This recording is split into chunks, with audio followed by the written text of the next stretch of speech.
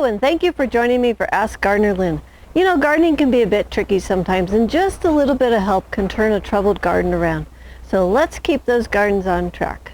So our question today comes from Jeff. He lives in Zone 6. His question is, how do I know if my seeds are good? This is a really great question, and the easiest way to know if your seeds are good is just to do a seed germination test. So you'll need 4 things to do the test. You'll need some seeds, some paper towels, a plate, and some water. So I'm going to go ahead and set up an experiment for you today just to show you how to put it together.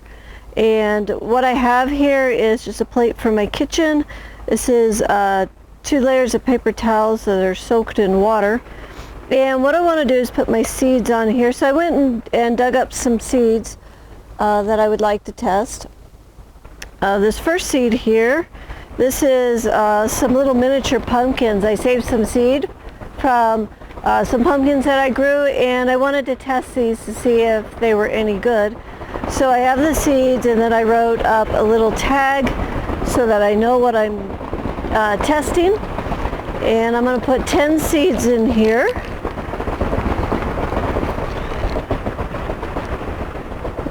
These are sticky. 1, 2, 3, 4, 5, 6, 7, 8, 9, and 10. The reason I want to do 10 seeds is I want to check for the germination rate, and it's easy for me to multiply and divide by 10, so we're going to try that. Alright, so we got 10 of those seeds, and like I say, this is from some little pumpkins that I'd saved seed out of in the yard. Okay, the next thing I want to test is some corn. This is corn seed that's 2 years old, and I want to see if it has still has some viability to it. So we'll put 10 corn seeds in. 1, 3, 4, 5, 6, 7, 8, 9, 10. Okay. Okay, so there's my corn seed. It doesn't matter if you have mixed varieties of seeds on the plate. The next one is, this is a Delicata Squash. So it's just a winter squash. And these seeds are 3 years old, so I want to see if they're any good. So we'll put some of them out.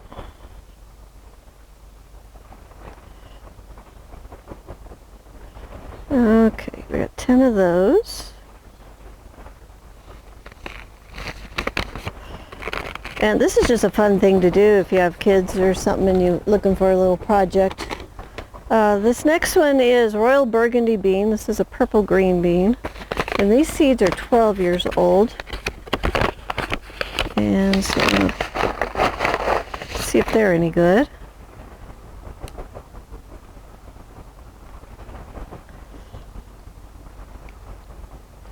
Okay, there's 10 of those.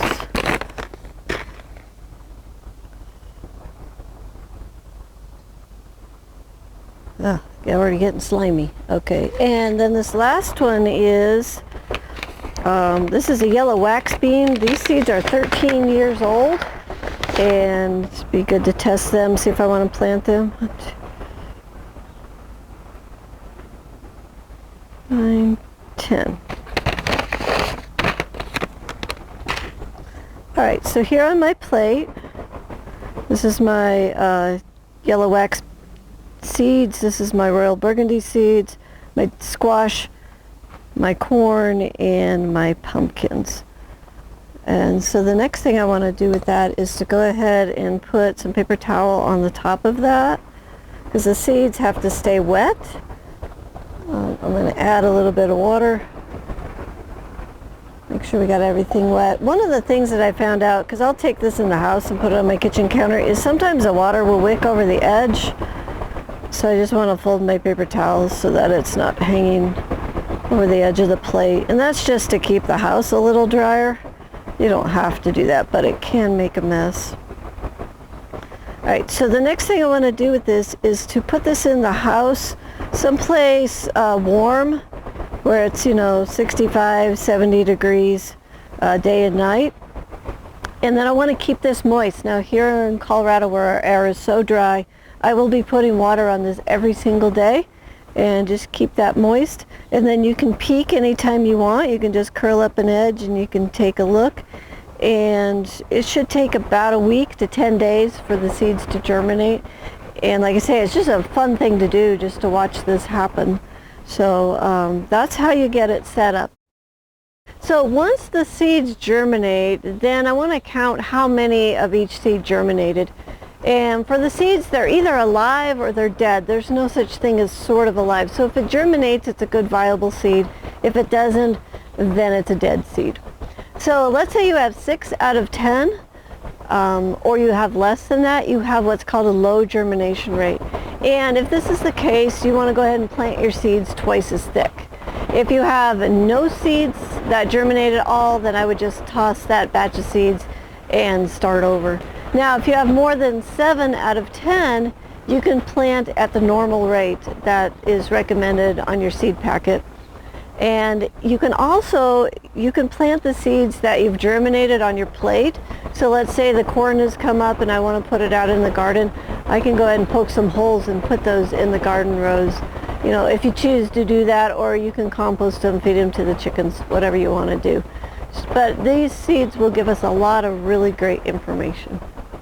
So if you have a garden question that you would like answered, please click on the link below this video and submit your question.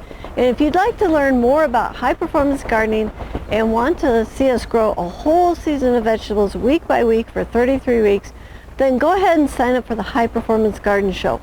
So in the show, we're going to follow a high-performance garden from seed to putting it to bed at the end of the season. And this is going to be the best insider's look at watching everything that we do with the vegetable plants week after week, all season long. And we'll even show you a professional trellising system for your garden. So the show, it's free, it's online, and you can watch it anytime you want. Go to thelivingfarm.org/high-performance-garden-show, and you can sign up there or click on the link below. So I want to thank you for watching. Please subscribe to our channel for more high-performance gardening information, and go ahead and submit your garden questions so you can get the answers that you need. Until next time, may your garden be easy, fun, productive, and always organic.